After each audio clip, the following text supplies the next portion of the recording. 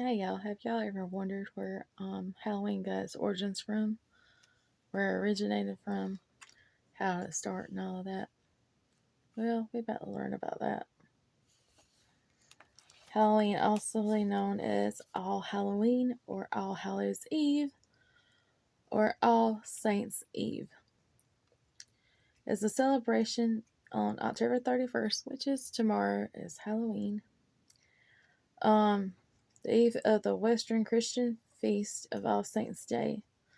It begins an observance of All Hallow Tide, which is a time of remembering the dead, including the saints and all the faithful departed.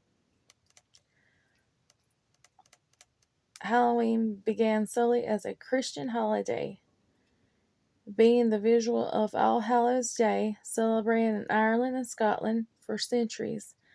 Irish and Scottish immigrants took many Halloween customs to North America in the 19th century, and then through American influence, various Halloween customs spread to other countries by the late 20th and 21st century.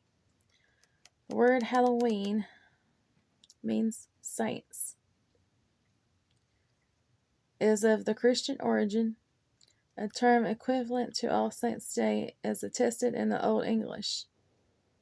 The word Halloween comes from the Scottish form of All Hallows Eve, the evening before All Hallows Day. Even is the Scots term for eve or evening, is also contracted to Eve. From All Hallows Eve, being the evening before the Christian holy days of All Hallows Day, All Saints Day is on November the 1st, and All Souls Day is on November the 2nd. Since the time of the early church, major feasts in Christianity such as Christmas, Easter, and Pentecost have visuals that began the night before and did the feast of All Hallows. These 3 days are collectively called the All Hallow Tide, and are a time when the Western Christians honor all saints and pray for recently departed souls who have yet reached heaven. Today, Halloween customs are thought to be influenced by folk customs and beliefs from the Celtic speaking countries, some of which are believed to have pagan roots. Christmas is pagan. Christmas tree is pagan. Anglican colonists in the southern United States and Catholic colonists in Maryland recognized All Hallows Eve in their church calendars, although the Puritans of New England strongly opposed the holiday, along with other traditional celebrations of the established church, including Christmas. Almanacs of the late 18th and early 19th century gave no indication that Halloween was widely celebrated in North America.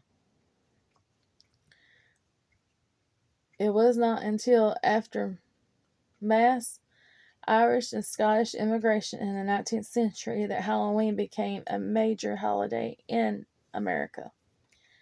Most American Halloween traditions were inherited from Irish and Scots, though in Cajun areas, a nocturnal mass was said in cemeteries on Halloween night. Candles that had been blessed were placed on the graves, and families sometimes spent the entire night at the graveside. Originally confined to these immigrant communities, it was gradually released into the mainstream society and was celebrated coast to coast by people with all social, racial, and religious backgrounds in early 20th century.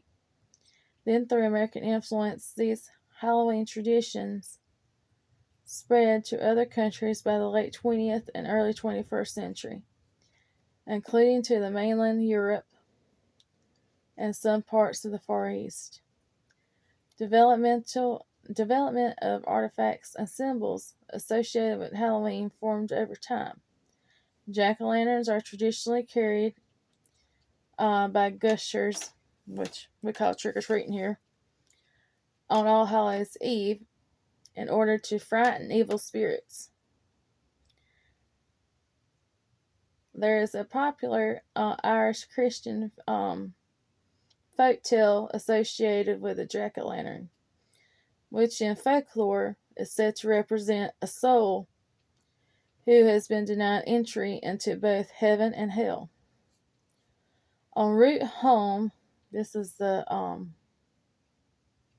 folklore. En route home after a night's drinking, Jack encounters the devil, and tricks him into climbing a tree. A quick thinking Jack etches the sign of a cross into the bark, thus trapping the devil. Jack strikes a bargain that Satan can never claim his soul. After a life of sin, drink, and mortality, Jack is refused entry into heaven when he dies. Keeping his promise, the devil refuses to let Jack into hell as he throws a live coal straight from the fires of hell at him. It was a cold night, so Jack places the coal in a hollowed out turnip to stop it from going out. Since which time Jack and his lantern have been roaming, looking for a place to rest. In Ireland and Scotland, the turnip is traditionally being carved out, during Halloween. But immigrants in North America use a native pumpkin, which is both more softer and larger than what they used before, to make it easier to carve than a turnip.